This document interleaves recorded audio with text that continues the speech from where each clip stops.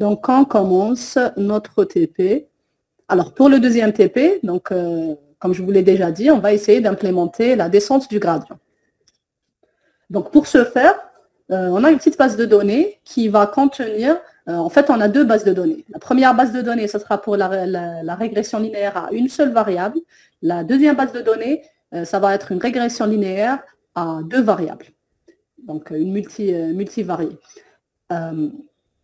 À ne pas confondre, bien sûr, avec les bases de données que vous connaissez déjà en informatique. Donc, en général, pour l'analyse de données, l'apprentissage automatique, on appelle ça des bases de données, même si ça n'a pas forcément la structure d'une base de données.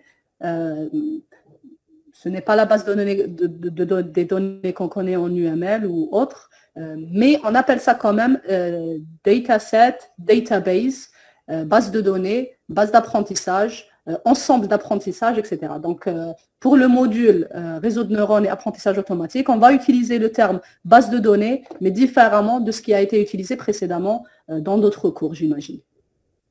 Donc, pour ce TP, nous aimerions prédire, donc pour la première base de données, nous aimerions prédire le chiffre d'affaires d'une entreprise. En fait, ce n'est pas le chiffre d'affaires, c'est le bénéfice. J'ai juste bénéfice d'une entreprise qui est installée dans plusieurs villes et on va se baser sur le nombre d'habitants de cette ville. Donc, notre base de données va contenir nos X, qui sont le nombre d'habitants, et nos Y, qui sont le chiffre d'affaires d'un certain produit qui est vendu dans telle ville. Pour ce faire, donc, nous étudierons un ensemble de données avec le chiffre, avec le bénéfice.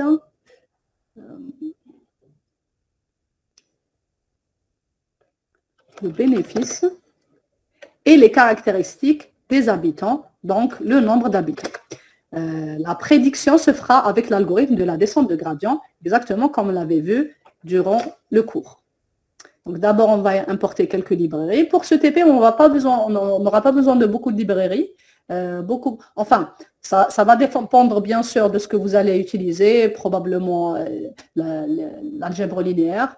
Donc, vous allez vous sentir libre ici d'importer les librairies dont vous aurez besoin. Donc, pour le squelette du TP, on va juste importer donc NumPy et les graphes, donc pour dessiner les graphes. On commence par lire nos données. Donc, nos données sont mises sur le fichier CSV data. Le fichier CSV data contient une matrice qui contient 97 lignes et 2 colonnes. Donc, à votre avis, que représente le 97 et que représente le 2? Que représente notre 97? Le nombre de quoi? Et le 2, ce sera le nombre de quoi?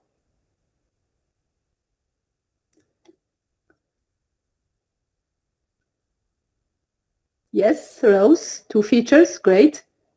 2 features, très bien. Donc, 2 caractéristiques. How about rows? C'est quoi nos rows? Que représente chaque ligne, each row?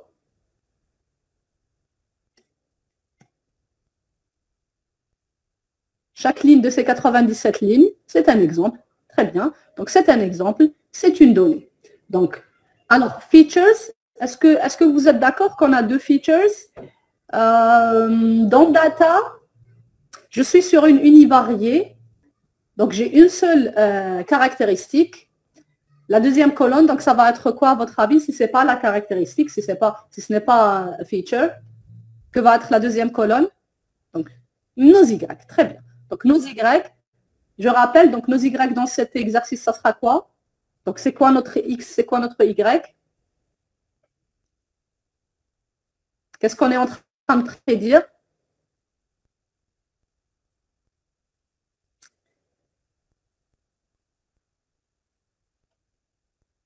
Chiffre d'affaires. En fait, j'ai changé chiffre d'affaires et j'ai mis plutôt bénéfice.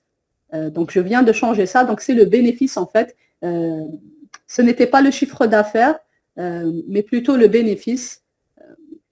Donc, je suis en train de prédire un bénéfice d'une entreprise donnée en fonction de X. C'est quoi notre X?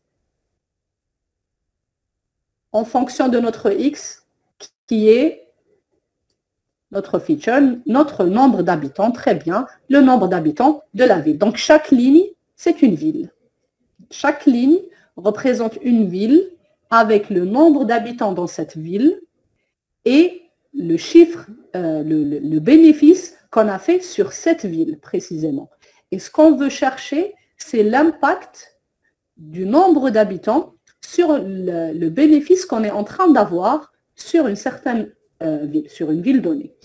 Donc, une ville ayant un nombre d'habitants, chaque nombre d'habitants correspond à un bénéfice et je veux connaître pour n'importe quel nombre d'habitants dans n'importe quelle ville, quel serait probablement mon bénéfice.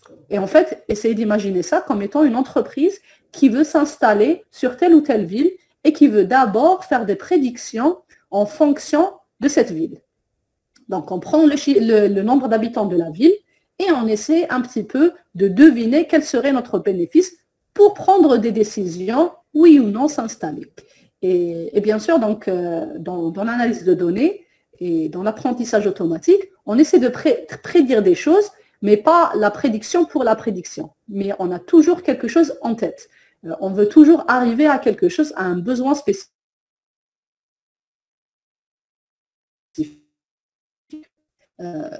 Donc, si par exemple je fais une analyse d'une certaine maladie selon l'exercice d'une personne, selon ce qu'elle fait comme activité physique, selon son âge, selon plusieurs critères, donc l'idée c'est d'orienter cette personne vers un sport bien particulier ou autre chose. Donc, il y a toujours quelque chose derrière la tête. Donc, dans ce cas, on essaie un petit peu de chercher quels seraient probablement nos bénéfices si on s'installait sur une ville ayant tel nombre d'habitants. Donc, je continue. Dans ces données, data, la première colonne représente la première caractéristique, donc on est d'accord sur ça.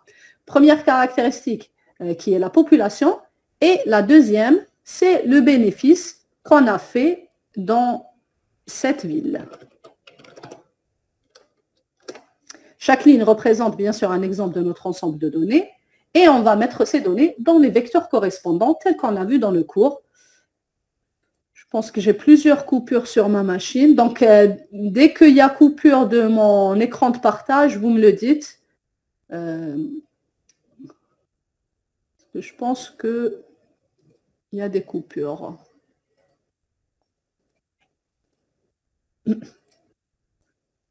Donc, je commence avec notre intercept. Et en fait, ça va être une colonne qui a la taille de mon ensemble de données, donc le nombre de lignes de mon ensemble de données, et une seule colonne. Et en fait, donc, je vais coller ça, donc cette première colonne que j'ai définie avec le nombre de lignes de mon ensemble d'apprentissage, je vais coller avec la première caractéristique. Donc ça s'appelle intercept. À votre avis, c'est quoi intercept? Pourquoi j'ai rajouté cette colonne? À quoi correspond cette colonne? Dans ce qu'on a vu en cours, c'est quoi la colonne intercept? Que j'appelle aussi passage. Voilà. Voilà, c'est en fait, ça va être multiplié par θ0. C'est en fait, donc notre, c'est pas le θ0. Si c'est pas le θ0, c'est quoi? Si c'est pas le B, si c'est pas le θ0, c'est quoi? Quoi qui est égal à 1, avec lequel je multiplie θ0.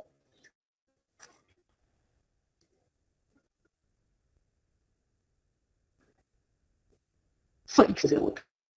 J'initialise mon x0 à 1. Vous vous rappelez? Si je reviens ici. Donc x0, que j'ai multiplié par θ0, si vous vous rappelez, plus x1, qui est toujours multiplié par θ1. Et ça, c'était notre fonction hypothèse. Hθ de x, qui est égal à x0. Donc, on a inventé un x0. Pourquoi? Juste pour passer à une écriture matricielle. Et j'avais dit que x0 serait toujours égal à 1. On appelait ça le biais, on appelait ça le intercept. On appelle ça intercept. Pourquoi? Parce que c'est le passage c'est le passage par l'origine. Donc, en fait, ça nous donnait l'écriture. Donc, x0, x1. x1, c'est ma voie caractéristique. Dans notre cas, c'est le nombre d'habitants. Et x0, ce sera toujours égal à 1. C'est une valeur qu'on rajoute juste pour les besoins de l'écriture. Et bien sûr, donc notre θ0 et θ1, on va multiplier. Donc θ0 et θ1. Et en fait, on avait que ça, c'était transposé. Et ça, c'est notre x. Multiplié par x. Et ça, c'est exactement notre hypothèse HT1 de x. Bien sûr, ça, c'est pour un exemple. Et je répète tous les exemples. Donc, exactement ce qu'on a dans notre ensemble de données. Je rajoute mon intercept qui est un vecteur de 87 lignes et d'une seule colonne qui va contenir des 1. Donc, en fait, la représentation qu'on est en train de faire, c'est la suivante. Donc, en notre x, et notre x, en fait, juste une forme qu'on a un petit peu changée de notre x original. Donc, en fait, ça, c'est notre x1, mais transposé. x2, deuxième exemple, transposé aussi, jusqu'à x80. Alors, je mets 0 ici. On commence par 0. 1. Et ici, c'est mon x 96, étant donné que j'ai 97 exemples. Bien sûr, ça, c'est en transposé. Et on va voir pourquoi on utilise ça. C'est en fait tout simplement pour accélérer les calculs. Donc, j'écris ça sous forme matricielle. J'écris mon grand X. Et ça, c'est mon grand X pour tous les exemples. Donc, chaque exemple a été écrit sur une ligne de mon ensemble. Et ça, donc ça va être égal à x 0, 0, x 1, 0. Donc ça, c'est exactement ce qu'on a initialisé à 1. Et ça, c'est notre caractéristique pour la première ville. C'est ça que j'ai mis un 0 ici. Deuxième exemple. Donc, x 1, 0 et x 1, 1. Deuxième exemple. OK. Jusqu'à x 96. C'est le 96 pour le biais. Et x 1, 86.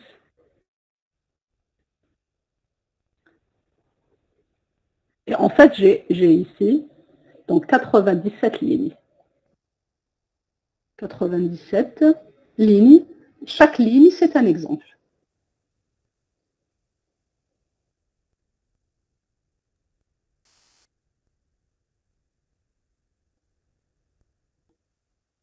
Voilà, donc ça, c'est ma base d'apprentissage. Ça, c'est mon grand X pour tous les exemples où j'ai mis chaque vecteur X en transposé, que j'ai mis ici. Madame. Et pourquoi je fais ça? Oui? Ça a coupé. Je n'ai pas de partage. Oui. D'accord. OK. Quand est-ce que ça a coupé? Est-ce que j'avais dessiné quelques petites choses? Ça fait longtemps que ça s'est coupé? Non, il y a quelques instants. D'accord. Donc, ce que j'avais mis, j'ai juste mis un grand X qui va contenir notre base d'apprentissage, ici, ce que je mets en vert. Donc, ça, c'est notre grand X, et où chaque ligne est un vecteur d'exemple transposé. Et le vecteur d'exemple contient x0 qui est égal à 1 et un x1 qui va contenir notre donnée qui est nombre d'habitants. Donc, c'est juste une formulation, une reformulation de ce qu'on a eu ici. Donc, donc si je reviens sur notre exemple, en fait, le vecteur que j'ai initialisé, que j'ai appelé intercept, c'est exactement ce vecteur-là. Et ça, c'est des 1,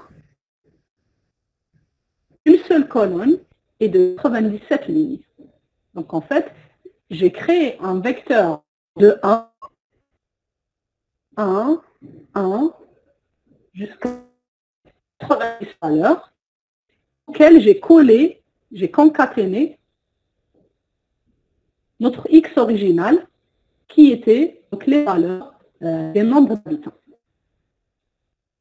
Et ça, j'ai appelé ça grand X.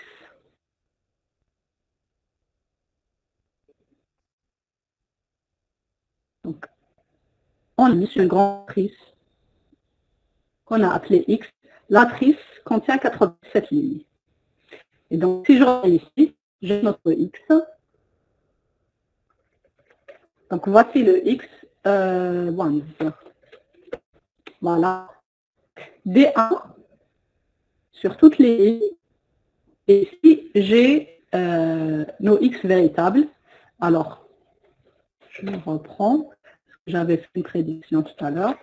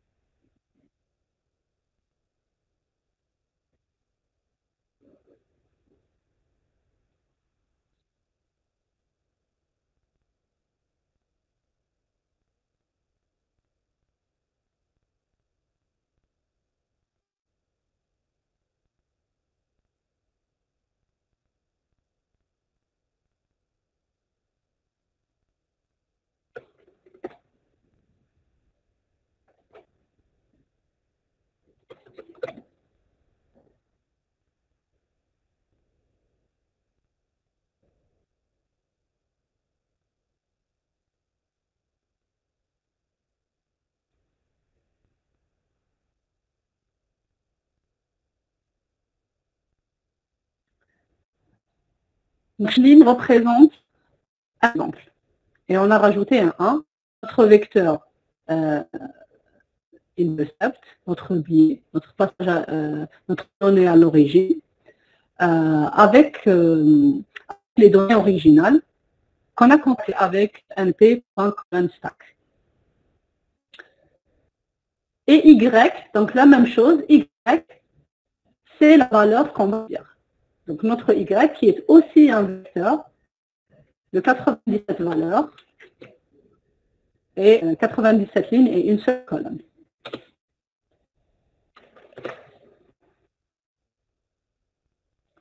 On va essayer de passer ça pour voir ce qu'on a, le rapport déjà entre X et Y.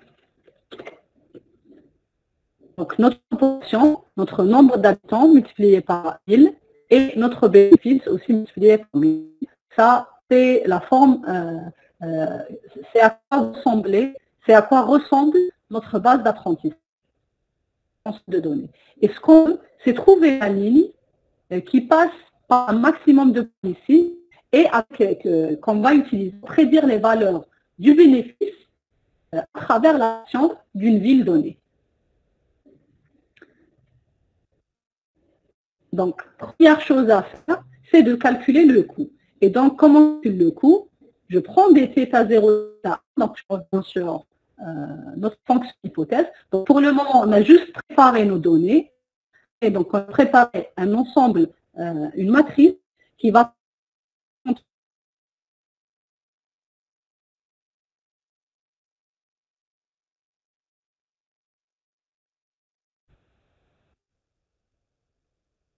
et on veut calculer le coût. Donc, le coût, on a vu ce que c'est qu'un coût. Donc, je calcule l'hypothèse. Donc, ma première hypothèse, θ de x va être égal à θ0 fois x0 plus θ1 fois x1. x0, on a dit que ce sera toujours égal à 1. On le dit, il ne va du tout changer tout au long de notre entraînement. Ce qui va changer, c'est θ0 et θ1. C'est ce qu'on va mettre à jour durant l'entraînement. x0, qui est égal à 1 et x qui contient notre donnée, qui contient un nombre d'habitants. Calcule ça pour un θ0 et θ1. Quelles sont les valeurs de θ0 et θ1 initiaux? À votre avis, ça sera quoi les valeurs de θ0 et θ1 initiaux? Initial plutôt.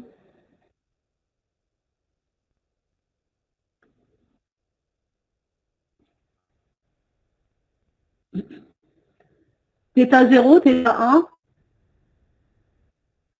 Si je reviens sur mon code, donc on a défini une base d'apprentissage, on l'a lu. On a lu notre base d'apprentissage, on l'a réorganisée de telle sorte à avoir m ligne, m-1, donc nombre d'exemples, m-1 ligne et colonne pour les caractéristiques. Donc première colonne, c'est des 1, deuxième colonne, c'est le nombre. Et on a organisé ça aussi pour avoir un y qui a donc le nombre de lignes, pareil, le nombre d'exemples et une seule colonne, parce qu'on a un seul prix à prédire. Quelles seront leurs valeurs? À votre avis?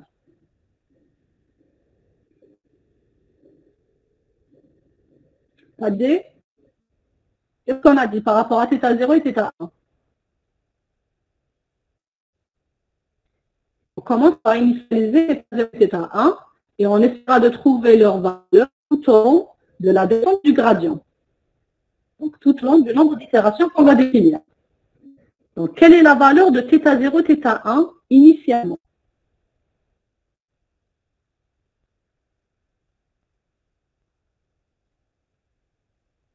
1, 2, 5.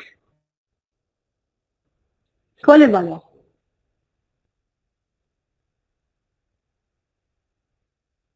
Pas d'idée? Je ne sais pas si c'est connecté parce que je vois beaucoup de coupures. Que vous êtes endormi. Pas d'idée? Personne n'a une idée? On les initialise aléatoirement. Très bien. Donc, on initialise θ0 et θ1 aléatoirement. Donc, au début, on ne connaît pas les valeurs de θ0 et θ1. On va les initialiser aléatoirement. On initialise aléatoirement θ0 et θ1. Ensuite, on appelle la fonction la descente du gradient pour voir θ0 et θ1. Très bien. Donc, je continue ici. Donc, on a défini nos données, population, en fonction de la population. Ensuite, on va définir θ0 et θ1. Ici, je les ai définis lorsque je vais appeler mes fonctions. Donc, d'abord, je dois définir les fonctions de la descente du gradient, les fonctions du coût et la fonction de la descente. Donc, ça, c'est votre travail. Ça, c'est ce que vous allez devoir faire. Et après avoir défini ça, je vais aller faire un appel. J'appelle ces fonctions de descente du gradient pour pouvoir mettre à jour mes θ0 et mes θ1 que j'aurai définis aléatoirement. Pardon, madame. On a perdu maintenant le partage. Ok, je reviens. Est-ce que vous voyez mon écran, s'il vous plaît? Oui. Très bien. Donc, je reviens. Alors, θ0 et θ1, pour notre cas, j'ai initialisé avec des zéros. Vous pouvez ici changer pour mettre des valeurs aléatoires. Et je vous dis que même avec des zéros, votre algorithme, votre descente de gradient va converger. Vous pouvez ici changer pour initialiser vos θ0 et θ1 par des valeurs aléatoires. Donc, notre vecteur θ, je dois l'initialiser ici. Il y a une partie où je dois initialiser mon vecteur θ. Quelle sera la taille du vecteur θ? À votre avis, quel sera le nombre de lignes et le nombre de colonnes du vecteur θ?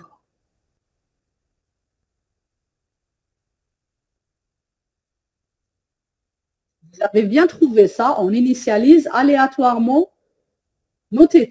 θ0, θ1, nombre de features plus 1. Très bien. Combien est le nombre de features dans notre cas? J'ai combien de features? J'ai combien de caractéristiques? Sur quoi je suis en train de me baser pour prédire? Est-ce que j'ai deux caractéristiques? Donc, la taille de θ sera 3 dans ce cas-là. Est-ce que vous êtes d'accord avec votre camarade? C'est 1, très bien, on est d'accord, c'est 1. On a une seule caractéristique. Parfait. On a une seule caractéristique. C'est quoi notre caractéristique? C'est quoi la caractéristique qu'on a? C'est le nombre de la population. Très bien, c'est le nombre de la population. La caractéristique, c'est le nombre de la population. Le chiffre d'affaires que j'ai changé par bénéfice, c'est quoi? Le bénéfice, c'est quoi? C'est notre Y, c'est la valeur qu'on va prédire. Très bien, on est d'accord. Bon, une petite seconde parce que je crois que j'ai beaucoup trop de coupures sur ma machine. Donc, je vais juste changer le partage.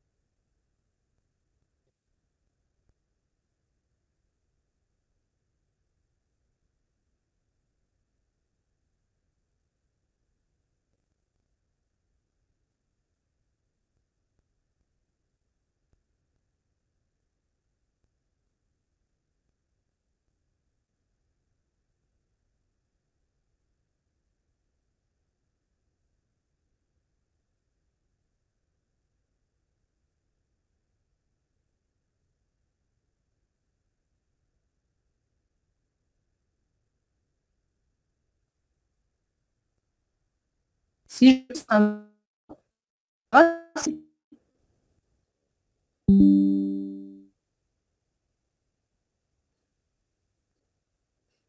à votre avis,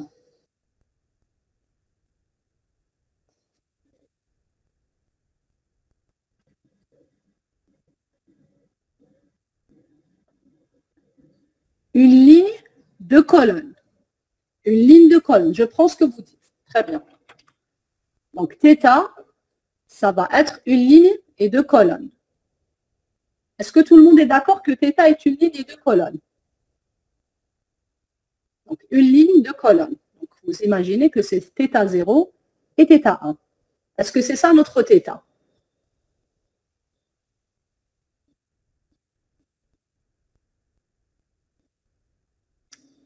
Si je garde ça, donc ma fonction hypothèse va être égale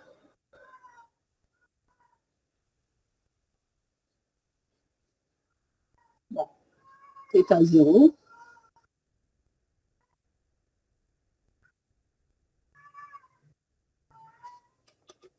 θ0 x0 plus θ1 x1. Donc, en fait, ce qu'on connaît, c'est qu'un vecteur ne s'écrit pas comme ceci. Il s'écrit comme ça. θ0, θ1. Lorsque je parle de vecteur, je dois écrire le vecteur sous forme verticale. Donc, θ0, θ1 prend deux lignes et une colonne. Donc, deux lignes, une colonne, que je vais pouvoir transposer. Donc, j'aurai θ0, θ1 transposé pour pouvoir le multiplier par un autre vecteur qui est x0 et x1. On m'avait dit qu'on a une seule caractéristique. Et je vous ai dit qu'à cette caractéristique, je rajoute la première valeur pour dire est-ce que je passe ou pas par l'origine. Donc, j'ai mis un x0 qui est égal à 1 et le x1 qui est égal au nombre de populations. Et θ0, pour pouvoir faire la multiplication pour que hθ de x soit égal à un vecteur fois un autre vecteur, je dois forcément faire une transposée. Sinon, je ne pourrais pas faire de calcul matriciel. Donc ça, je transpose pour avoir donc θ0, θ1, que je vais pouvoir multiplier par x0 et x1. Et là, j'aurai exactement l'écriture qu'on a vue en cours. Donc, θ0 multiplié par x0 plus θ1 multiplié par x1, qui me donne exactement notre fonction hypothèse. Donc, je reviens sur mon code.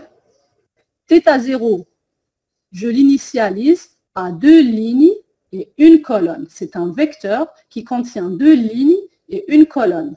Donc, la première ligne, c'est pour le passage à l'origine. C'est notre θ0 qui va être multiplié par x0, x0 qui est égal à 1. Et la deuxième ligne, qui est notre θ1, qui va donc être multiplié par la caractéristique, par le nombre d'habitants. Et bien sûr, c'est une seule colonne. J'initialise un coût. Donc, le coût initial va être calculé en fonction de notre x, de notre y et bien sûr de nos paramètres. Pourquoi? On avait dit que notre j, le j qu'on veut calculer, la fonction du coût, va être une fonction de θ0 et de θ1. Et bien sûr, en prenant toute la base d'apprentissage comme paramètre. Donc, je prends ma base d'apprentissage, je calcule la fonction hypothèse, je lui soustrais la valeur réelle qui est notre y, je mets à la puissance 2, je somme ça sur tous mes exemples, les 97 exemples, et j'aurai une fonction de coût. La fonction de coût, c'est une matrice, c'est un scalaire, c'est quoi? Quelle sera la fonction de coût?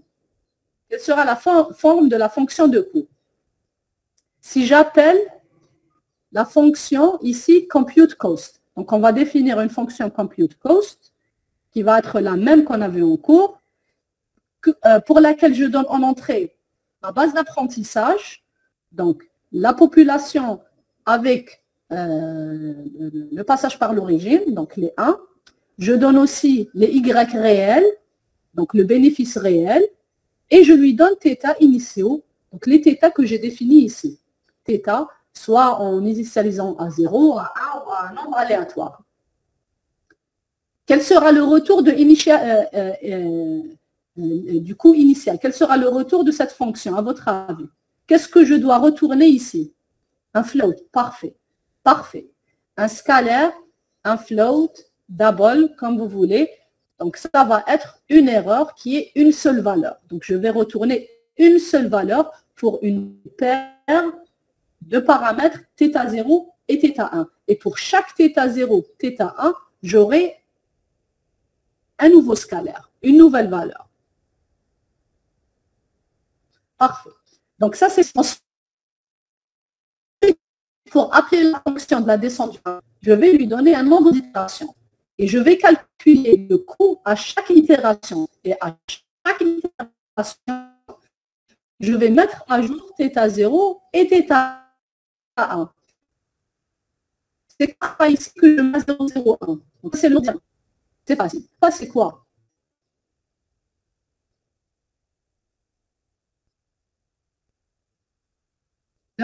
Parfait. Donc, c'est le taux d'apprentissage. Je vais apprendre à 0,01.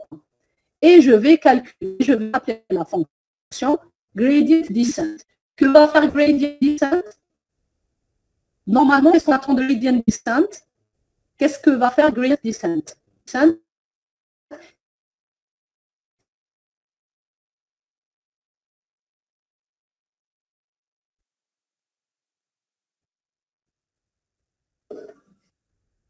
Vecteur θ, parfait.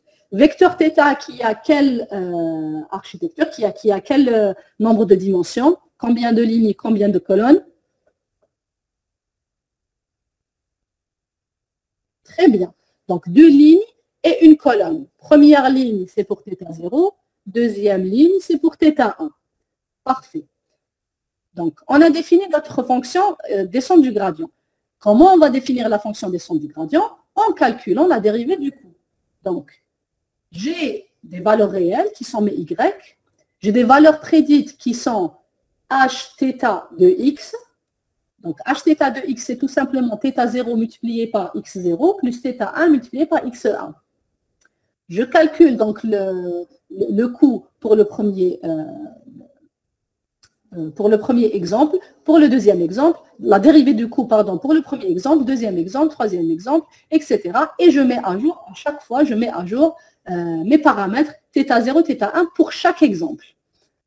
Après avoir fait ça, j'aurai donc les θ optimaux, qui est un vecteur de 2 lignes et une seule colonne. Ce qu'on peut faire pour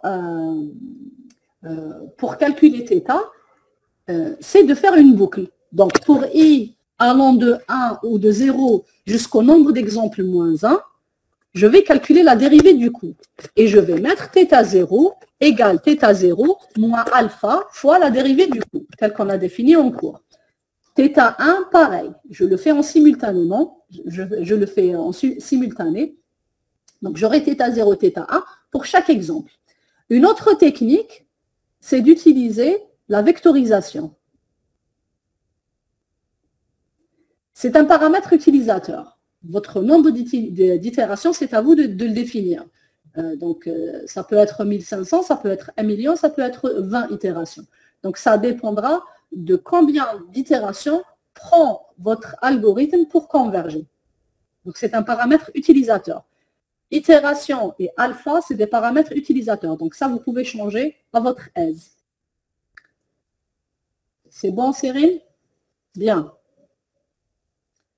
Donc, j'appelle la fonction gradient descent. Gradient descent, c'est à vous de l'implémenter. Donc, gradient descent va me retourner un vecteur θ avec 2 lignes et une colonne. Et c'est ce vecteur θ que je vais utiliser pour faire des prédictions. Maintenant, pour le coût, ce qu'on peut faire pour essayer un petit peu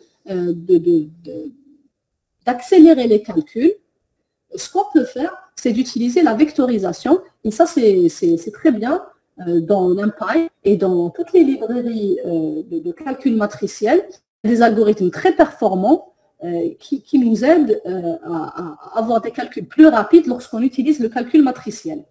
Donc, ce qu'on propose ici, c'est au lieu de trouver donc les θ à chaque itération et de faire donc pour i allant de 0 jusqu'à nombre d'itérations, pas d'itérations, nombre d'exemples, je vais calculer hθ pour hθ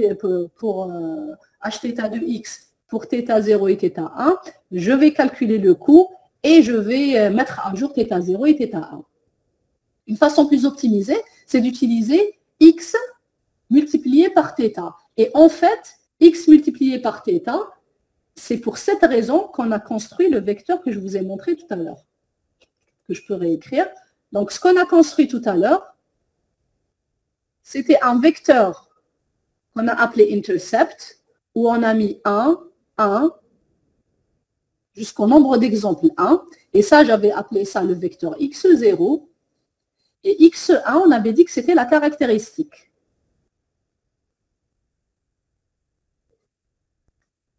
Donc, c'était égal à 6, 5, 6, 5, etc.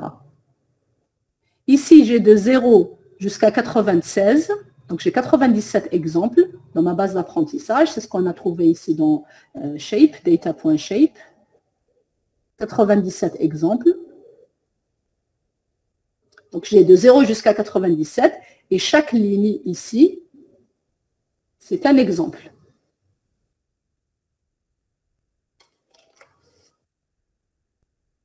Chaque ligne, c'est un exemple. Et ce qu'on a construit, c'est la matrice X. Tout ça, on a appelé ça X. Donc, X, grand X, est égal à 97 lignes et 2 colonnes, où la première colonne est égale, à 1 et la deuxième colonne est égale au nombre d'habitants. Si je reviens ici, donc c'est ce qu'on a fait avec colonne stack. Et X, on a trouvé que la première colonne de X, c'est 1, la deuxième colonne, c'est le nombre d'habitants. Donc ça, c'est notre matrice X. Ce qu'on a l'habitude de faire, c'est de prendre une ligne ici, de l'appeler mon vecteur x du premier exemple qui était égal à x0, x1. Et ça, je le multipliais par θ transpose pour avoir l'hypothèse pour le premier exemple.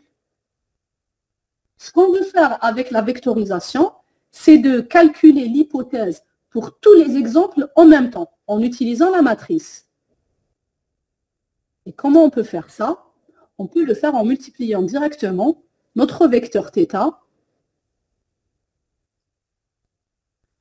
Le vecteur θ, vous m'avez dit que c'était un vecteur à 2 lignes et une colonne, où j'ai ici un θ0 et ici un θ1. Et en fait, je vais pouvoir calculer ça directement. Donc, ma fonction hypothèse. Donc, ma fonction hypothèse, x, alors, x fois θ, fois grand θ. Donc, c'est ma fonction hypothèse pour tous les exemples. Donc, si je reviens, je vais multiplier première ligne par première colonne. Et ça va me donner une valeur. Deuxième ligne par la colonne de θ, j'aurai une deuxième valeur. Et ainsi de suite, jusqu'à arriver à la dernière valeur. Et donc, en fait, ça, c'est ma fonction hypothèse qui aura exactement la même taille que mon y. Et je pourrais d'ailleurs calculer le coût directement ici. Donc, moins notre y réel, qui est le vrai bénéfice. Et bien sûr, donc, je multiplie ça. Je mets à la puissance 2, 1 sur m, et je somme tout ça pour trouver mon coût. Et ça va être beaucoup plus rapide que si on utilise une boucle pour i allant de 0 jusqu'à un nombre d'exemples, et je vais calculer donc chacune à part. Et en fait, cette technique, vous pouvez même l'utiliser dans les cas plus proches voisins. Au lieu d'aller faire une boucle et comparer la distance, donc vous pouvez calculer les distances, toutes les distances en même temps en utilisant la vectorisation. Et c'est ce que nous permet de faire donc NumPy ainsi que plusieurs librairies de calcul matriciel.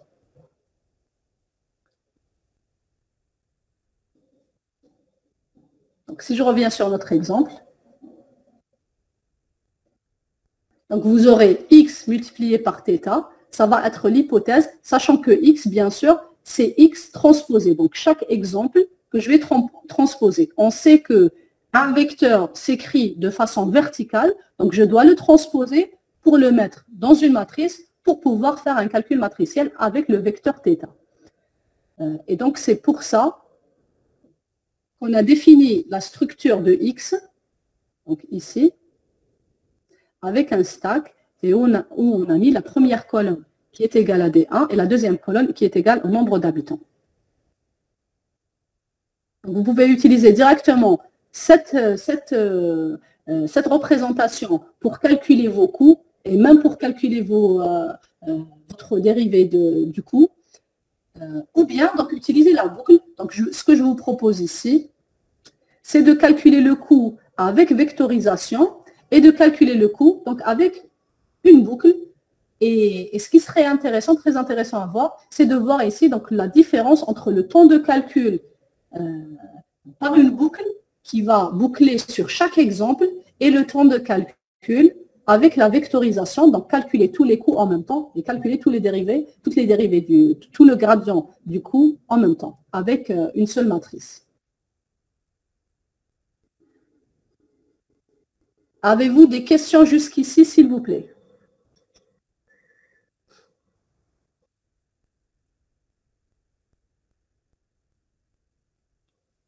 Pas de questions? Est-ce qu'on est en train de suivre? Est-ce qu'on est perdu?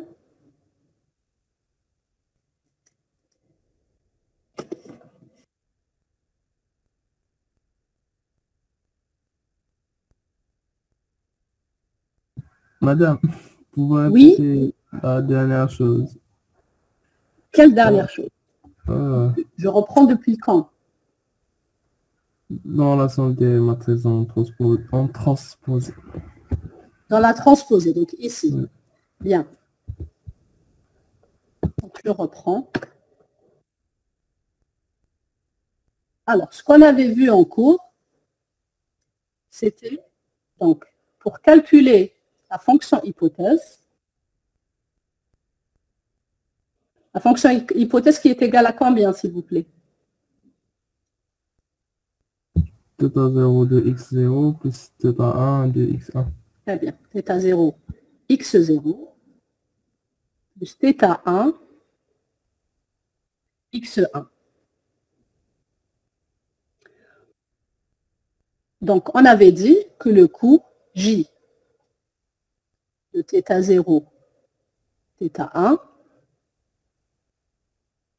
devrait être 1 sur 2m, la somme I allant de 1 jusqu'à m de h θ de x moins y de tout au carré. Donc ça, c'était notre fonction de coût. Et on devait calculer notre fonction de coût pour tous les exemples, pour pouvoir calculer la dérivée et donc en fonction de ces paramètres, pour calculer la dérivée du gradient pour tous les exemples à une certaine valeur de θ 0 et de θ 1. Pour faire ça, on a une boucle qui va de i est égal à 0 jusqu'à m moins 1. Nombre d'exemples. Donc, avec une programmation, on devrait faire ça avec une boucle. Donc, je dirais pour i allant de 0 jusqu'à m moins 1, ce que je vais faire, je vais prendre donc h, donc le coût. Donc ici, je vais initialiser le coût à 0. Mon J, je l'initialise à 0. Ensuite, je vais mettre coût, reçoit l'ancien coût, puisque c'est une somme. Donc ça va recevoir l'ancien coût plus le nouveau coût, donc hθ de x moins y, de tout au carré. Et ça, donc, c'est pour l'exemple i. yi. On voit bien ici que c'est de i allant de 0 jusqu'à 1 moins 1. Donc, je vais calculer un coût pour chaque exemple et je vais sommer tous les exemples. Et à la sortie de cette boucle, donc ici fin, donc à la sortie de cette boucle, j'aurai un coût qui va être le coût de toute la base d'apprentissage. Donc le coût, donc ça va être le coût de θ 0, θ 1 pour toute la base d'apprentissage, pour les n exemples.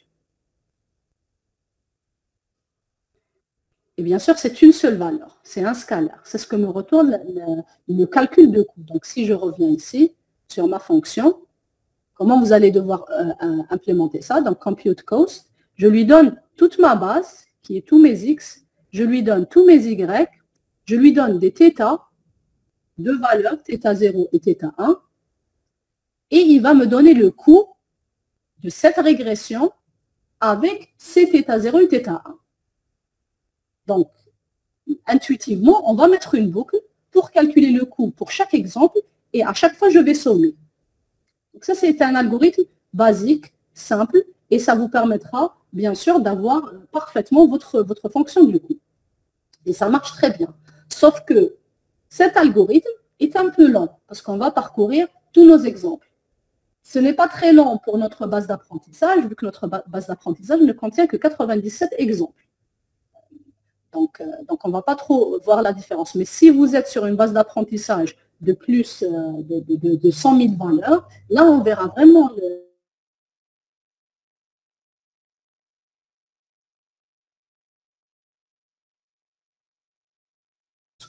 je fais un calcul avec une boucle, avec des itérations, donc ça prend beaucoup de temps. Il y a une des solutions, parmi les solutions,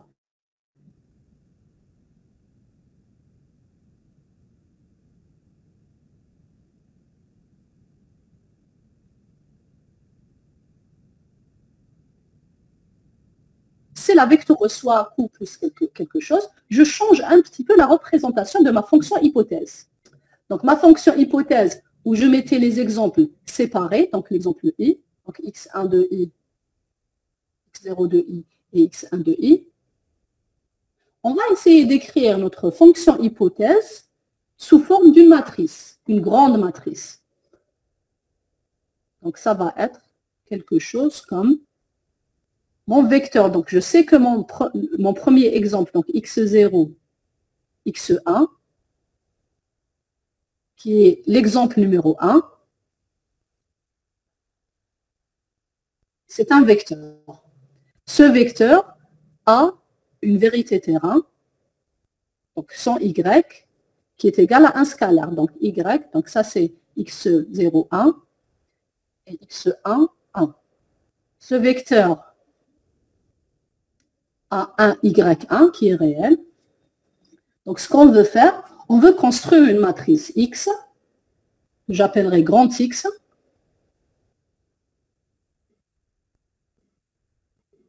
où je vais mettre tous les exemples. Donc, ça, c'est le premier exemple. Le premier exemple, je vais le transposer. Donc, ça, je vais appeler X, premier exemple. Et je sais que l'écriture d'un vecteur s'écrit toujours de façon verticale. Donc, x0, x1, c'est deux lignes et une colonne. Donc, ça, c'est mon premier vecteur, mon premier exemple, l'exemple du premier vecteur. x0 est égal à 1 et x1 est égal au nombre d'habitants. Je vais transposer ça. Donc, je vais mettre x1 transposé.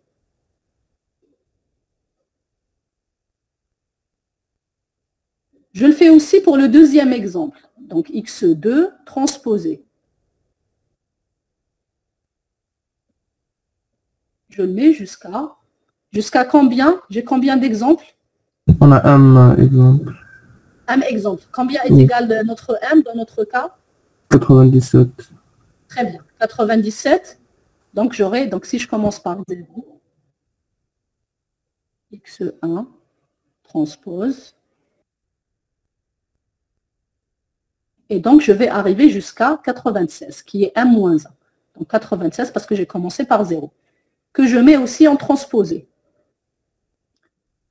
J'ai juste mis mon vecteur caractéristique en transposé.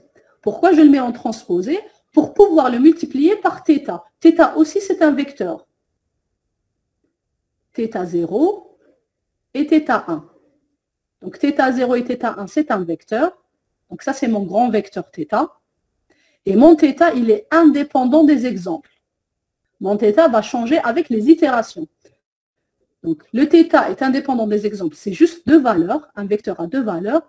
Et ça, c'est mon x que j'ai tout simplement transposé. Donc, au lieu d'aller écrire la fonction telle qu'on le faisait, donc hθ de x de i moins y de i, ce qu'on va essayer de faire, donc si j'écris ici mon x0, transpose, ça va donner ceci. Donc, petit x0 du premier exemple, petit x0, petit x1 du premier exemple. Deuxième ligne, c'est petit x0 du deuxième exemple et petit x1 du deuxième exemple. Je continue à faire ça pour tous les exemples. Jusqu'à combien? Jusqu'à 96. Très bien. Jusqu'à 96. Et donc ça, c'est 0. Et x1, 96. Donc, c'est la 97e valeur. C'est le 97e exemple. Donc, voici ma matrice X. Donc, X est égal à ça. Et θ, c'est toujours égal à θ0, θ1.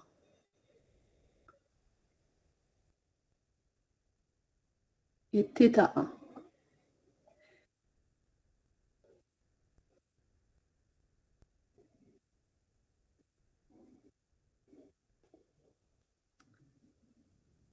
Donc, si, en utilisant cette formulation, si je faisais quelque chose comme ceci, x fois θ, est-ce que c'est possible de le faire avec un calcul matricien? Est-ce que c'est possible de faire ça? Est-ce que les dimensions correspondent? Oui, on peut le faire. Oui. Oui. J'ai ma ligne que je vais multiplier par ma colonne. Et donc, en fait, x multiplié, grand X multiplié par grand θ va me donner quelque chose comme ceci. Donc, x0 multiplié par θ0, donc x0, 1, premier exemple, multiplié par θ0, plus x1, 1, premier exemple toujours, avec la caractéristique, avec le nombre d'habitants, θ1. Ça, c'est la première ligne. Deuxième ligne, x1, 1 fois θ0 plus x1, pardon, x0 ici, x1, 1 fois θ1.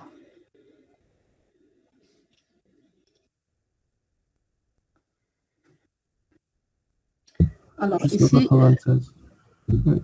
jusqu'à X0. 96. Donc ici, j'ai juste commencé par 1, alors que je dois toujours commencer par 0. Donc c'est l'exemple numéro 0. Donc 0 ici, et ici, x, 1, 0. Exemple 0. Voilà, donc je continue jusqu'à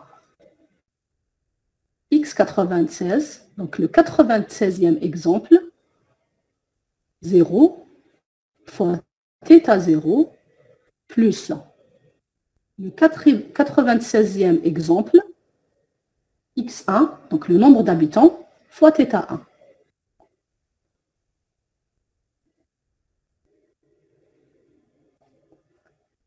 Et ça va me donner quoi comme résultat? Ce sera quoi le résultat, les dimensions de ce résultat? C'est un vecteur 1. C'est un vecteur de combien? Une ligne, M ligne, une colonne. M moins 1 ligne et une colonne. colonne. Voilà, M ligne, pardon, M M ligne. ligne et une colonne. Très bien. Donc M ligne et une colonne. Donc là, j'ai le premier coup, le coût de mon premier exemple, le coût de mon deuxième exemple, jusqu'au coût de mon 97e exemple. Donc ligne 0 jusqu'à ligne 96. Et en fait, si je reviens ici, donc au lieu d'utiliser une boucle de 0 jusqu'à m-1, en fait, j'utilise seulement un calcul matriciel. Donc je prends la matrice X, je la multiplie par le vecteur θ. Et je le fais avec une seule opération. Et comme le calcul matriciel est très rapide dans les librairies de calcul matriciel, telles que NumPy, ça va être beaucoup plus rapide que d'utiliser une boucle. Et on aura exactement le même résultat que si on avait utilisé une boucle en appliquant la formule du coût. Donc en fait, pour trouver le coût, qu'est-ce que je fais ici? Pour trouver le coût des 97 exemples, qu'est-ce que je fais? Ensemble les valeurs. Ensemble les valeurs. Ensemble les valeurs. En fait, avant de sommer, donc je vais faire une puissance de 2. Donc chaque valeur, je vais l'élever à la puissance 2 au carré, au carré, au carré, n'est-ce pas? Pardon, avant de faire au carré. Donc là, je n'ai calculé que l'hypothèse. Donc ça, c'est mon H. Mon H θ de x. Pour tous les exemples. Donc c'est un vecteur. Alors comment je trouve le coût maintenant? On diminue le y et on fait Voilà. le au carré. Voilà, tout simplement. Donc je diminue le y, j'élève à la puissance 2, je somme tout ça et je divise sur 2. Et pareil ici, je n'ai pas besoin forcément de mettre une boucle pour calculer ça. Je ne ferai qu'appel aux fonctions de NumPy, donc square d'un vecteur. Donc je vais prendre le premier vecteur, moins le deuxième vecteur. Donc la taille de hθ2x, c'est 97 lignes et une colonne. La taille de y, c'est combien? 97 lignes. Voilà, 97 lignes, combien de colonnes? Une seule colonne. Une seule colonne. Donc, en fait, 97 lignes, une colonne pour l'hypothèse, moins 97 lignes, une colonne pour la réalité, pour la valeur réelle. Donc, je fais juste une soustraction de deux vecteurs, j'élève la puissance 2 de ce vecteur, je fais la somme, je divise sur 2 fois m, et j'aurai donc mon coût J. Et donc, c'est ce que vous devez implémenter ici et voir la différence. Est-ce que lorsque j'utilise une boucle pour i allant de 1 jusqu'au nombre d'exemples et je calcule mon θ, mon coût, comme ceci, donc j'initialise un coût à 0, ensuite je cumule à chaque fois. Ici, vous allez essayer de calculer le temps d'exécution de ça. Vous allez faire la même chose, mais avec le calcul matriciel. Et essayer de calculer votre temps d'exécution et essayer de voir la différence entre les deux. Est-ce que c'est plus intéressant d'utiliser une boucle ou bien d'utiliser un calcul matriciel? Et on le voit bien ici que mathématiquement, c'est exactement la même chose. Donc, c'est ce qu'on va faire ici. C'est clair? Oui, c'est clair. Merci. De rien. Pour les autres, est-ce qu'il y a des questions jusqu'ici?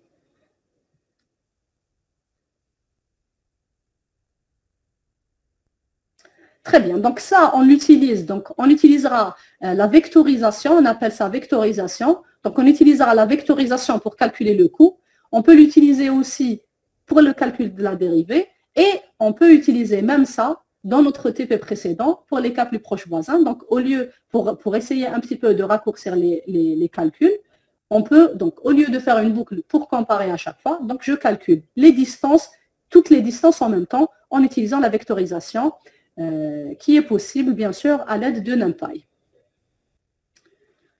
Voilà, donc on initialise nos θ, on calcule un coût initial, juste pour voir si on initialise aléatoirement nos θ, quel sera notre coût?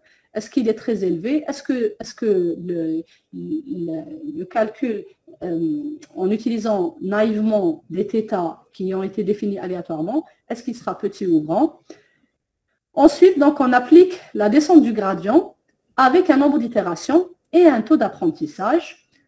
On essaiera d'utiliser donc la vectorisation pour calculer le coût. On dessinera donc nos données, donc ce qu'on avait dessiné au début, les mêmes données, mais maintenant avec la ligne hypothèse qu'on a définie. Donc, on aura défini θ0 et θ1. θ0 et θ1 nous donnera des valeurs prédites. Donc, Y prédit va être la multiplication matricielle de nos X avec nos θ. Et là, pareil, donc on est en train d'utiliser une vectorisation pour calculer le retour, donc tous nos Y prédits d'un seul coup. Donc, je mets un calcul matriciel entre X et θ. Et c'est exactement ce qu'on a fait ici. Donc, je multiplie X, grand X, par θ, et j'aurai donc la fonction hypothèse d'un seul coup, avec une seule instruction. C'est exactement ce qu'on a fait ici. On utilisera un calcul matriciel, math multiplication, entre X, donc nos caractéristiques, donc 97 lignes et 2 colonnes, où la première colonne est égale à 1, donc c'est pour le passage par l'origine, et nos θ, donc qu'on a défini, idéalement, donc nos θ vont être les θ qui ont été appris après l'entraînement avec la descente du gradient. Donc on va dessiner nos données et on dessine notre ligne ici qui va être des Y prédits. Donc ici, on va utiliser la fonction plot au lieu d'utiliser la fonction scatter parce qu'on n'a pas besoin de dessiner des points, mais on a besoin de dessiner des segments pour pouvoir justement voir notre ligne. Donc là, c'est le dessin de Y prédit en fonction de X. Donc on a dessiné les points. Et ça, donc c'est notre ligne initiale avec θ0 est égal à 0 et θ1 est égal à 0. Donc c'est une ligne horizontale où X est égal à 0. Plutôt, pardon, où Y est égal à 0. Parce que y est égal à θ0 fois x0, donc θ0 est égal à 0, c'est ce qu'on a initialisé ici. Où est l'initialisation? Donc θ0, c'est des 0, donc θ0 est égal à 0. 0 fois 1 est égal à 0. Et le deuxième, θ1 est égal aussi 0, donc 0 fois n'importe quelle valeur nous donne 0. Donc notre y va être égal à 0, et c'est la ligne qu'on a tracée ici. Idéalement, après avoir entraîné votre modèle, vous devriez tomber sur quelque chose qui ressemblerait à ceci, donc à cette ligne. Voilà, donc la population et le bénéfice. Et donc ça, c'est nos points. Et notre ligne, c'est notre ligne de régression linéaire après entraînement. Ce qu'on veut faire aussi dans ce TP, c'est de tracer le coût en fonction de θ0 et θ1. Et je vous ai dit que lorsque je veux tracer le coût, donc en fait le coût, lorsque je veux savoir si ma descente du gradient est un algorithme qui marche bien, je vais essayer de tracer le coût en fonction de quoi? Pour vérifier que ma descente de gradient marche bien. Je calcule J en fonction... Comment? θ1. θ1, c'était pour voir est-ce que je suis en train de converger. Très bien. Très bien. Donc, je trace le coût en fonction du nombre d'itérations. Très bien, Mariam. Donc, ici, c'est le nombre d'itérations. Et quelle serait une fonction idéale? Quelle serait la descente de gradient idéale ici? Comment je devrais avoir ma descente? Le graphe. À quoi pourrait ressembler notre graphe? Si j'ai bien implémenté ma descente du gradient. Des escaliers.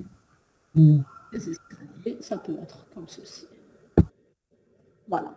Donc environ décroissant, très bien. Donc je devrais avoir une fonction décroissante qui ressemblerait à ceci. Donc ce qu'on veut dans ce TP, c'est essayer à chaque itération de garder les valeurs. Donc dans la descente de mon gradient, gradient descent ici, donc dans ma descente du gradient, je vais essayer de retourner mes θ, mais je retournerai aussi le coût. Pour chaque θ. Et c'est ce qu'on va essayer de tracer le coût en fonction du nombre d'itérations. Donc oui, je trace le coût en fonction de chaque θ, puisque chaque θ change avec le nombre d'itérations. Donc chaque itération correspond à un θ particulier, θ0 et θ1, un couple θ0 et θ1 particulier, et on va tracer donc notre coût en fonction du nombre d'itérations. Et on va essayer de voir est-ce que réellement on est en train de se rapprocher du minimum. Qu'est-ce qu'on avait aussi? Donc après avoir fait ça, ce qui serait aussi intéressant, c'est de tracer le coût avec une surface et non pas un graphe. Donc si je fais ça avec un graphe, j'aurai le nombre d'itérations, j'aurai le coût en fonction du nombre d'itérations. Mais si j'ai envie de tracer ça avec une surface, donc j'aurai en fait θ0, θ1, et qu'est-ce que je trace? À votre avis, qu'est-ce que je vais essayer de tracer ici? La dérivée de J. La dérivée de J, je peux tracer la dérivée de J ou bien tracer directement mon J. Tracer directement mon coût. Et je veux voir le coût en fonction de θ0 et de θ1. Donc ça serait intéressant. Et on devrait donc avoir un schéma qui ressemble à ceci, donc en utilisant les surfaces. Donc ça, il n'y a pas de souci, vous pouvez utiliser la librairie NumPy, Matplotlib, pardon, pour tracer une courbe tridimensionnelle, donc en fonction de θ0, θ1, et normalement, vous devriez avoir quelque chose qui ressemble à ceci. Donc θ0, θ1, et vous allez avoir un graphe tridimensionnel, donc à 3 dimensions, où je trace θ0, θ1, et dans l'axe Z, je vais essayer de tracer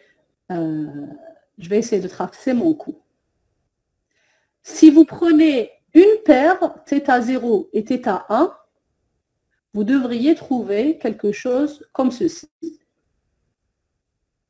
Et donc, en fait, ce qu'essaie de faire la descente du gradient, parce que si je prends ça, je prends ici une paire, et je vais avoir donc plusieurs valeurs. En fait, c'est une coupe que je vais faire sur ma forme 3D. Et donc, je devrais avoir quelque chose comme ceci, donc θ0, θ1, et j'aurai donc plusieurs coups.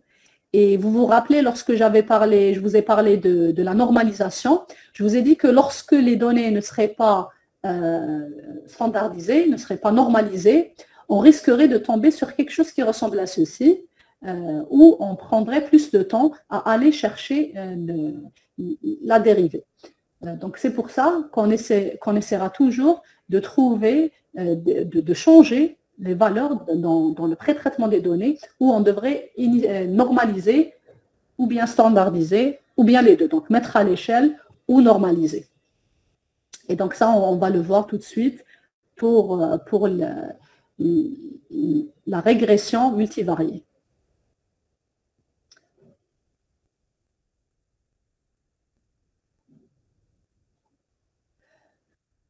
Voilà, donc après avoir fait tout ça, donc après avoir dessiné le coût en fonction des itérations, idéalement dessiner le coût avec un graphe tridimensionnel, on va prédire les valeurs de Y, en fonction de X. Donc je vais prédire la valeur d'une population, donc pareil avec un calcul matriciel, donc une multiplication matricielle entre mon vecteur, donc bien sûr ça va toujours être 1 pour la première valeur, le passage par l'origine, et donc je veux prédire le prix, le bénéfice de ma société si je m'installe dans une ville qui a 35 000 habitants, donc 3,5, et aussi donc le bénéfice si ma ville contient 7 000 habitants. Donc pour le moment, ça me donne des zéros parce que j'ai initialisé mes θ à 0. Donc voilà, ça c'est pour la première partie qui est la régression linéaire à une seule variable. Est-ce qu'il y a des questions jusqu'ici, s'il vous plaît? Pas de questions jusqu'ici?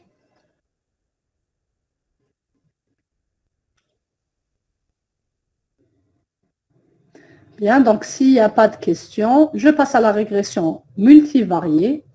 Donc régression multivariée, donc vous allez utiliser donc une deuxième dataset, un deuxième ensemble de données qui est sur data multi, et vous allez trouver donc 3 colonnes et 47 lignes. Donc 47 lignes, ça va être quoi les 47 lignes que représente le chiffre 47 pour la deuxième dataset? C'est exactement la même forme que la première dataset. Hein. Donc c'est quoi 47 à votre avis?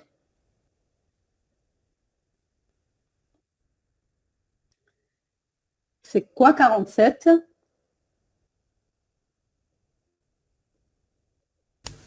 Les exemples. Tout simplement, très bien, c'est les exemples. C'est nos exemples. Donc on a 47 exemples et on a 3 colonnes. Donc c'est quoi les 3 colonnes à votre avis? Exactement la même forme que data.csv, que va être le 3. Très bien, 2 features, 1 target. Donc 2 caractéristiques et quelque chose qu'on veut prédire. Donc une régression des valeurs réelles qu'on veut prédire. Donc en fait, pour cet ensemble de données, on a pour les 2 premières caractéristiques la superficie et le nombre de chambres. Et ce que je veux prédire dans la 3e colonne, ça va être le prix de la maison. Donc, je veux prédire le prix de la maison en fonction de 2 caractéristiques qui sont la superficie et le nombre de chambres. Et là, donc, je vais vous demander de mettre à l'échelle vos données, de les normaliser avec une moyenne qui est égale à 0. Donc, on a vu que pour normaliser, donc je soustrais la moyenne, je divise sur l'écart type. Alors, pour la moyenne et l'écart type, vous appelez les fonctions, je n'ai pas besoin que vous implémentiez ça. Donc, il y a des fonctions de moyenne, il y a des fonctions d'écart type. Donc, je prends mon vecteur, mon vecteur, premier vecteur, qui est la superficie, qui est un vecteur de 47 lignes et une colonne. Je calcule sa moyenne, donc np.1000, je mets à l'intérieur mon premier x, donc x de toutes les lignes, première colonne. Je fais ça aussi pour mon x2, donc x de deuxième colonne, toutes les lignes, deuxième colonne. Pour le nombre de chambres, j'ai la moyenne qui est un scalaire. Je soustrais la moyenne de chaque ligne, de ces 47 lignes, et je divise sur l'écart type, pareil. Donc STD, je pense que c'est np.std, quelque chose comme ça. Donc STD pour Standard Deviation. Vous calculez l'écart type, vous divisez donc votre vecteur x sur l'écart type, vous soustrayez la moyenne et vous avez de nouvelles valeurs qui sont comprises entre à peu près les mêmes valeurs pour x1 et pour x2.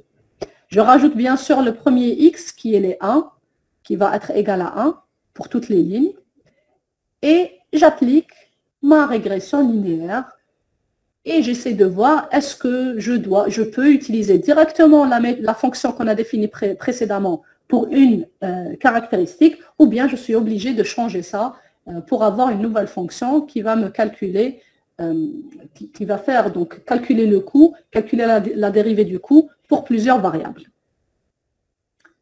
Voilà, donc j'applique la descente du gradient et je compare. Ce qui est intéressant, c'est de comparer la descente du gradient avant normalisation et après normalisation. Est-ce que notre algorithme a convergé? Est-ce qu'il a convergé dans le même temps de calcul? Ou est-ce que la normalisation et la mise à l'échelle ont affecté notre normalisation? Donc ça, c'est très intéressant à voir. Ce que vous pouvez aussi faire, c'est de comparer avec scikit-learn.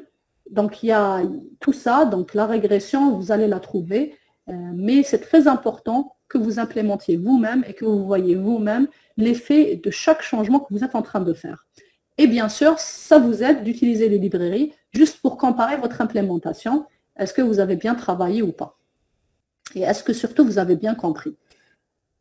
Toute autre analyse est bonne pour vous. On est dans la data science, on est dans l'analyse de données et on est dans l'apprentissage automatique. Donc, toute analyse que vous pouvez prendre et que vous pouvez proposer est intéressante pour vous pour renforcer votre apprentissage et même pour plus tard, pour faire de la vraie analyse. Donc, on peut changer les paramètres, on peut changer learning rates, on peut changer le nombre d'itérations, on peut changer beaucoup de choses et voir ce que ça nous donne, changer les paramètres initiaux, comment on va les initialiser, et on voit ce qu'on peut faire comme changement et quel effet a telle ou telle chose qu'on est en train de faire. Donc tout ça, pour le renforcement de l'apprentissage, ça c'est un espace libre où vous pouvez rajouter tout ce que vous voulez, beaucoup plus pour vous, pour renforcer votre compréhension. Voilà, est-ce qu'il y a des questions jusqu'ici, s'il vous plaît?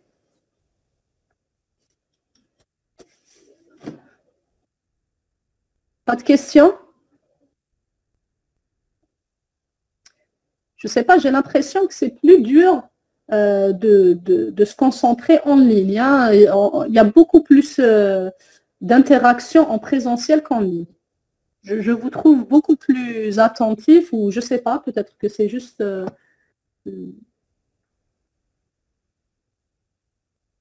la prise de parole. Comment? Pour moi, c'est clair. Très bien. Très bien. Pour tous les autres, ça va? Pas de questions?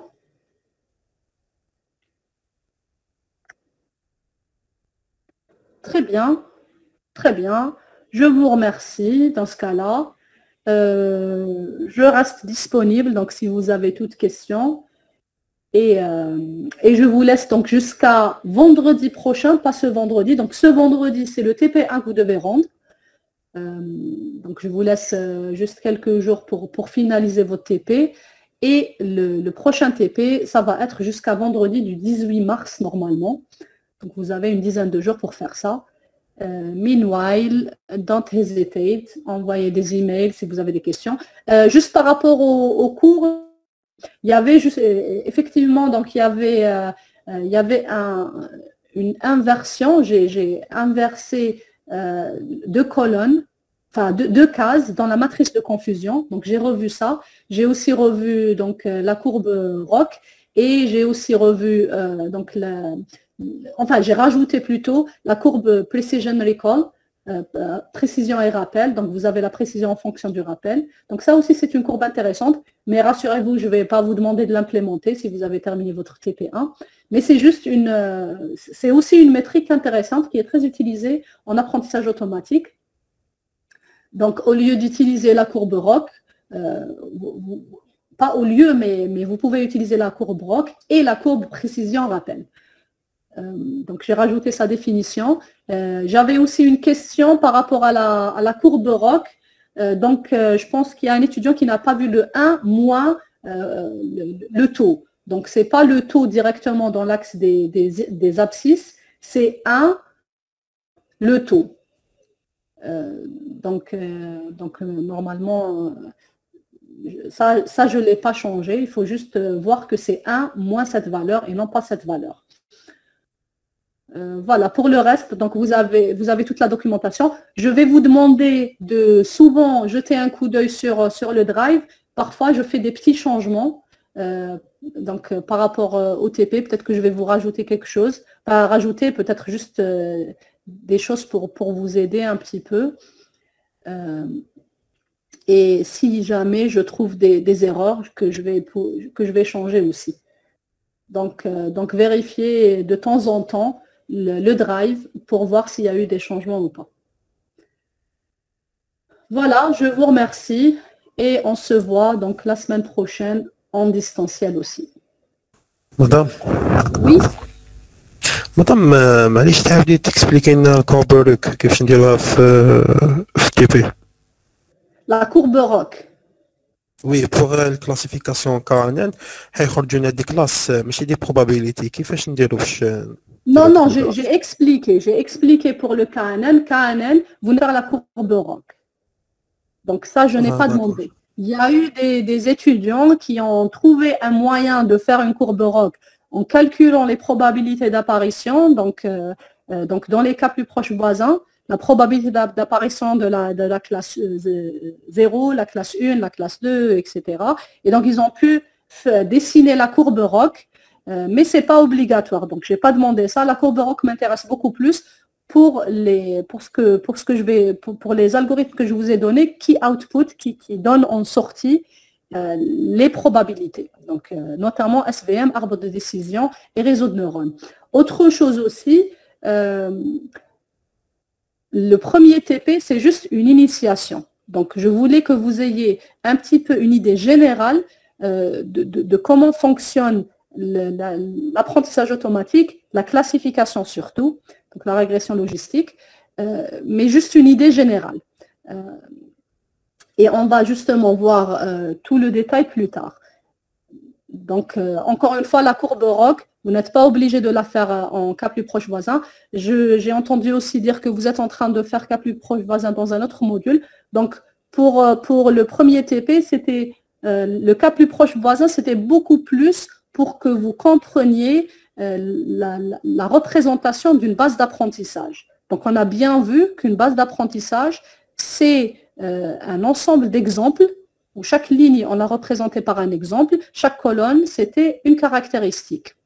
Et on a appelé des algorithmes de classification, donc les réseaux de neurones, les arbres de décision et les SVM, MVS.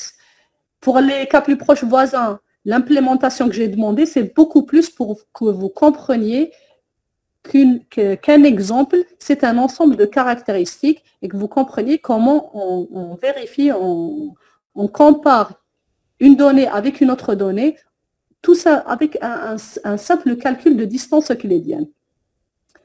Mais voilà, c'était juste un warm-up. Premier TP, c'était juste pour un petit peu avoir une idée générale.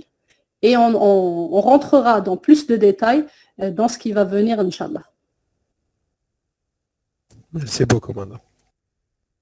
Merci à vous. Pas d'autres questions?